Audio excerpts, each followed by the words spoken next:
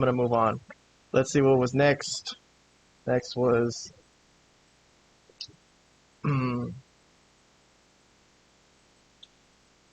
women's match. Women's four-way. It was Saraya, Toni Storm. Saraya came out to Queen. Toni Storm came out to the Queen's music. I don't know what it's called, the Queen of England. So she was trying to heal it up, I guess. Britt Baker, her own theme song. She didn't have a special song for the night. I guess she wasn't special enough.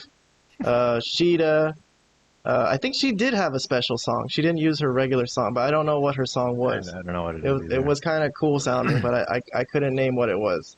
So what happened? Oh, I like this spot. This was the spot where I guess their plan got tangled up, and they're like, "We talked about this," and Saraya goes, "No, we talked about this,"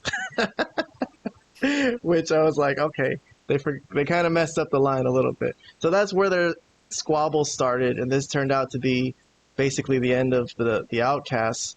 And Saraya's mom was trying to help out Toni Storm, and then she got nailed by accident, and then that led to the complete dissolution of the great group known as the Outcasts.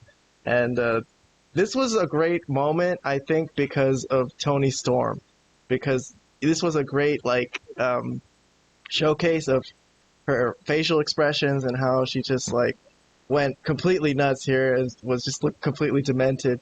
But she took this kind of hard because it came out of nowhere. She went in there thinking she was gonna have a friend. Instead, it all went to shit. And it ended, the end of the match. Oh, Britt Baker here completely not paying attention while she's got Shida in her finishing move, and Saraya finishes off Toni Storm behind her back. So that was a little funky. Like, what are you doing? Not paying attention. I thought that was a little weird. But okay, Saraya wins. She's the new women's champion. You have, let me start with Vlad. You got problems with this booking, let's put it that way.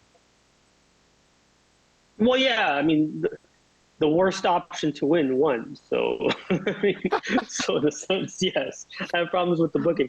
They only did it because she was at her hometown, and but whether it made sense or not is, I guess, irrelevant to them. But I mean, the women's division is kind of a mess. But the only real talent that they've had so far that's been any good at all is Toni Storm, and they said since Jamie Hayter is also out, those are the only two potential wrestlers that could probably also wrestle in WWE today, like if they wanted to.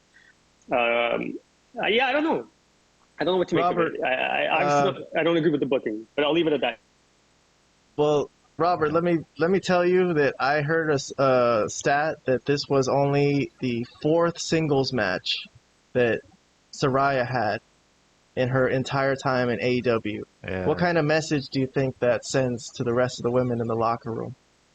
Not a great one. She's essentially a part-timer. So she shows up, but she's not really doing anything. So. Well, she's got clout from her previous experience in WWE, right? So she was basically handed that title. But so was Punk. Well, Punk at least tried to have a string of matches. I remember when he first started. Right. He even had a match, like a bunch of matches on Dynamite. So he was at least trying to get back into the swing of things before just handing him the belt. But yeah, I don't know. I mean, I think the worst part about it would be that people think she doesn't really look very strong in the ring at the moment. Maybe she was better before all her injuries. But maybe they promised her a run, and this might be as good a time as any to do it in front of the big audience. But anyways, if you got nothing else to say, we got more to talk about.